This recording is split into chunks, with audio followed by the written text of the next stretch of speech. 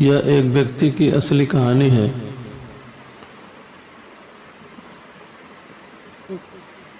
उसे एक नई कार की ज़रूरत थी और वह दिवालिया था और अपनी पुरानी कार चला रहा था।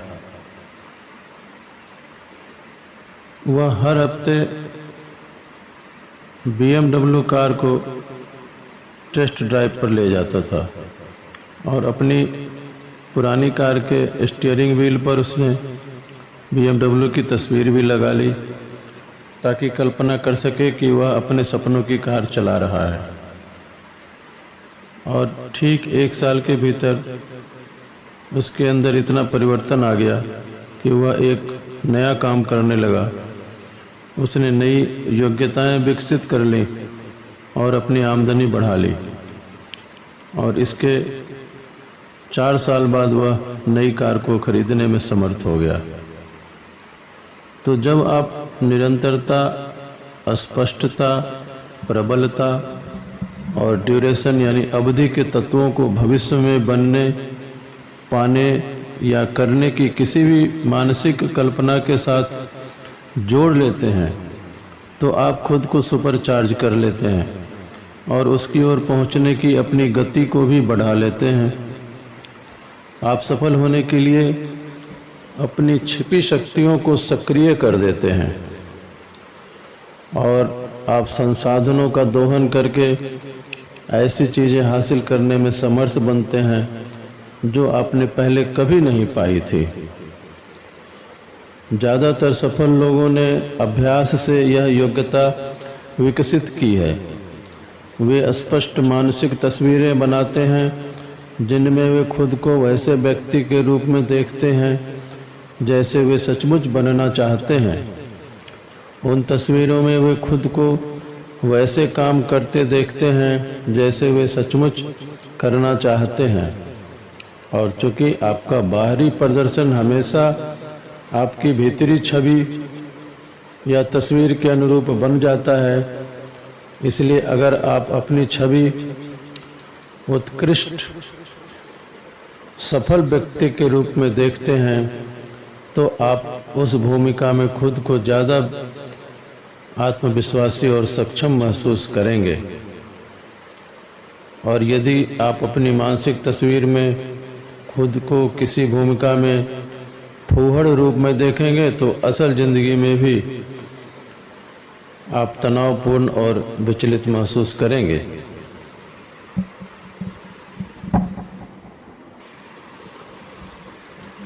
आपका अवचेतन मन किस प्रकार कार्य करता है वह हम निम्न उदाहरण से समझेंगे।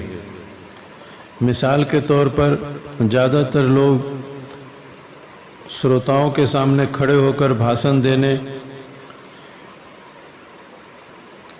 की कला नहीं जानते हैं और दहशत में आ जाते हैं। और आपको भी यही डर सताता है तो आप रचनात्मक मानसिक तस्वीर देखने की मानसिक प्रोग्रामिंग करके इस स्थिति से उबर सकते हैं। पहली बात, आप यह सोचें कि बेहतरीन भाषण देने की कला सीखने के बाद आपकी ज़िंदगी कितनी अलग होगी। सोचें कि आप बढ़िया भाषण देने लगेंगे तो आप कितना ज़्यादा आत्मविश्वास महसूस करेंगे और दूसरे लोग आपका कितना सम्मान व प्रशंसा करेंगे। फिर यह मानसिक तस्वीर बनाएं कि आप श्रोताओं के सामने भाषण दे रहे हैं। उदाहरण के लिए अपने दोस्तों या परिवार जनों के सामने पार्टी में बोलने की कल्पना करें और इस तस्वीर में खुद को शांत व खुश देखें। शांति, आत्मविश्वास और गर्व की भावना महसूस करें जो सफल तस्वीर में हमेशा होती है। और जब भी लोगों के सामने भाषण दें तो इस सकारात्मक मानसिक तस्वीर को याद करें। तस्वीर में खुद को शांत, आत्मविश्वासी और नियंत्रण में देखें। साथ ही स्पष्ट कल्पना करें कि श्रोता सकारात्मक और उत्साहवर्धक तरीके से प्रतिक्रिया कर रहे हैं। अपनी आत्मछवि का तेजी से सुधार करने के लिए भाषण देने की कला पर पुस्तकें खरीदें। उन्हें पढ़ते समय यह सोचें कि आप वही कर रहे हैं जिसका वर्णन लेखक कर रहा है। आप किसी ऑडियो कैसेट को सुनते हैं जो निर्देश देता है कि आपको भाषण की तैयारी कैसे करनी है और उसे कैसे व्यवस्थित करना है। आप किसी किताब को पढ़ते हैं, भाषण देने की कला से संबंधित किसी किताब को पढ़ते हैं तो वह आपको बताता है कि भाषण की शुरुआत कैसे करनी है, बीच का हिस्सा कैसे तैयार करना है और अंत का हिस्सा कैसे करना है।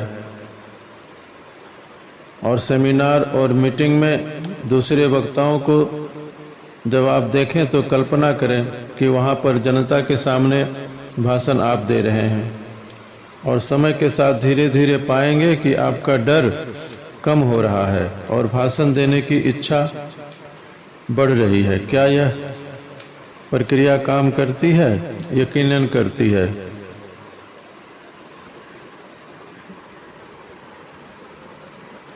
एक बहुत ही विचित्र बात है कि आपका अवचेतन मन असली अनुभव और स्पष्ट काल्पनिक तस्वीर में फर्क नहीं कर सकता।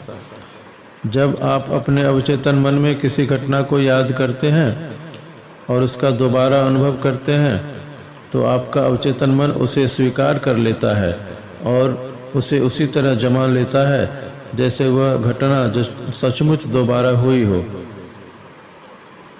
इसका मतलब यह है कि अगर आपको अपने जीवन के किसी क्षेत्र में सिर्फ एक सकारात्मक अनुभव हुआ हो और आप उसके बारे में बार बार सोचें तो आप दरअसल उस काम को दोबारा करने के लिए खुद की प्रोग्रामिंग कर रहे हैं और आपके अवचेतन मन को पता ही नहीं चलता कि यह तस्वीर सच्ची नहीं झूठी है। मानसिक तस्वीर बनाने की शक्ति सकारात्मक एवं नकारात्मक अनुभवों के मामले में बहुत ही अच्छी तरह काम करती है। सकारात्मक अनुभव को दिमाग में बार बार दोहराया जाए तो वह आपके दिमाग में फिक्स हो जाती है और उत्साहपूर्ण वातावरण पैदा करती है।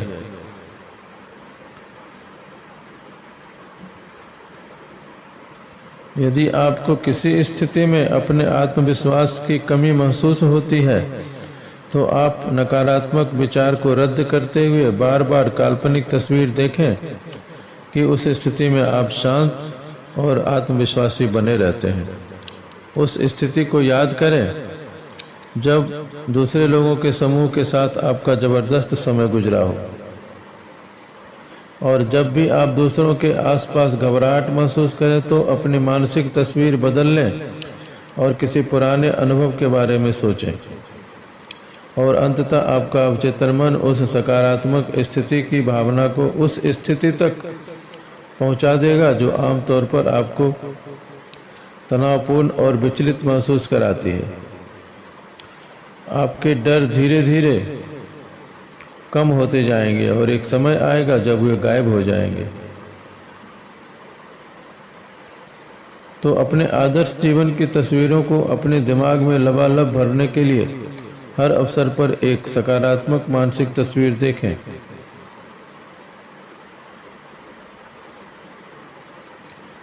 इसका एक तरीका है खजाने का नक्शा बनाना। अपनी दीवार पर एक पोस्टर लगाएं और जिसके केंद्र में या तो आपकी तस्वीर हो या उस लक्ष्य की तस्वीर हो जिसे आप हासिल करना चाहते हैं। फिर मैगजीनों, अखबारों से तस्वीरें और हेडलाइंस और कोटेशन काटकर पूरे पोस्टर पर चिपका लें।